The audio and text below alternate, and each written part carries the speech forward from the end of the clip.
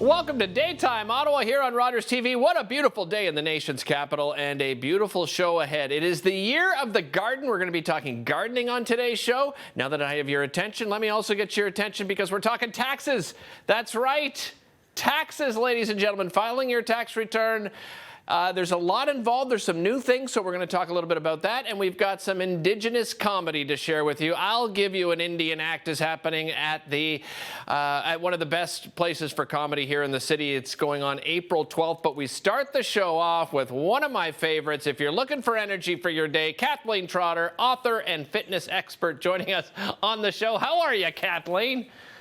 Well, I'm just happy that I don't have to talk about taxes or gardening or comedy because like that.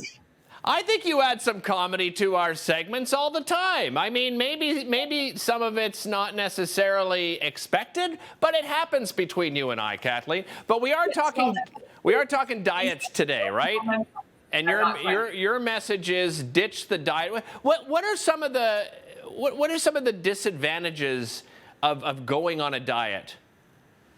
Right. So we're talking crash diets, we're talking fad diets, we're talking unsustainable, that ping pong back and forth between I'm depriving myself and then normally you fall off and you binge. So that's the first sort of negative is it's not sustainable. And I think that negative, most of us think we sort of know, right? If you do that chicken soup diet only or cabbage soup or something like that, or you find food that you absolutely hate, but you can't stick with it. We get it. It's not sustainable. But I'm actually here to say that there's another problem with it. Okay. And the problem is that everything we eat, as well as everything we don't eat, impacts our metabolic health, our hormones, our gut health, and all of that has a huge impact on our future self. And the problem is as we get older, it's harder to maintain our weight or lose weight anyway. So if you're setting yourself up to make it harder for in 20 years to maintain your weight, your future self is going to be so frustrated, so angry at this current self. So what I want people watching to say is, okay, what can I do today that will set my future me up for a healthier, easier, more energized life? And that is eating more real foods. It's finding a window that's good for you, finding a way to eat nutritiously dense foods and something that is sustainable, that you're not going to hate and that you're going to stick with. Does that sort of make sense? Yeah, no, it does. You know, and I think something else that we've been almost taught to do, we must eat the 3 meals a day and we must snack this many times per day instead of just eating when we're hungry and stopping when we're full. You know what? Expand on that for us. Well, I think, again, it's about being an informed consumer. It's about getting away from the shoulds and getting away from these, magazines that's like, okay, lose 10 pounds in 2 weeks and do this. And it's like, okay, I understand. I really do appreciate this desire to get immediate results and stick to certain rules, right? As you said, okay, 3 meals or this amount of snacks, or I'm not allowed to eat these type of foods. But what I'm asking watchers to do is think, what's good for me? How am I going to be an informed consumer that is going to work with me long term? So let me give you an example. Okay. You see a magazine like, you can lose 10 pounds in 2 weeks, cut out all the carbs. Okay, well, I'm saying carbs are not the enemy. And often it's about having a slightly more nuanced view, right? What is a carb? Are we talking processed carbs? Well, then, yeah, cut those out. But are we talking about whole grains? Are we talking about vegetables? Those are fabulous. They have antioxidants, they have vitamins, they have minerals, they have fiber, which is so important for your gut health.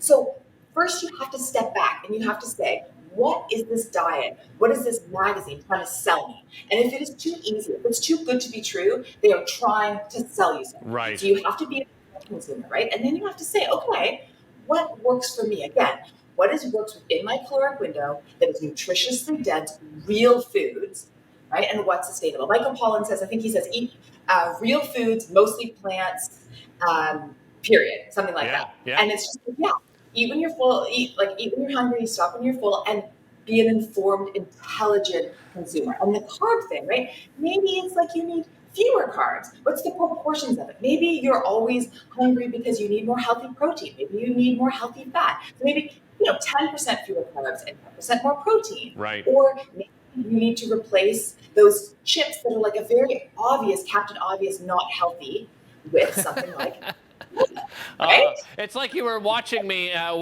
sitting at home watching a film last night. I was eating cheesies. I feel guilty all of a sudden. But portion size too, right? I mean, portion size, and I think we've become again almost taught. You go into a restaurant and the portion sizes are so outrageous. I think sometimes we bring that mentality back into our homes, and we eat until we're not just full, like overloaded, right? Absolutely overloaded. Yeah. Well, I think it's portions, but it's also, again, I want to get back to this word quality, because I Right. think a lot of times when you go on those diets, then you end up just buying products, shakes and bars and things that are pre-made, because you think, okay, well, I'm going to lose these 10 pounds really quickly. And again, I want people watching to have a long-term approach, because processed foods, you might lose weight really quickly on, 3 shakes a day, but we absorb food differently depending on if it's processed versus real food, Right. right? And that's important. And that will impact, again, it impacts your gut health. Or if you're cutting out all carbs, that impacts your hormones. And again, I really want to stress this idea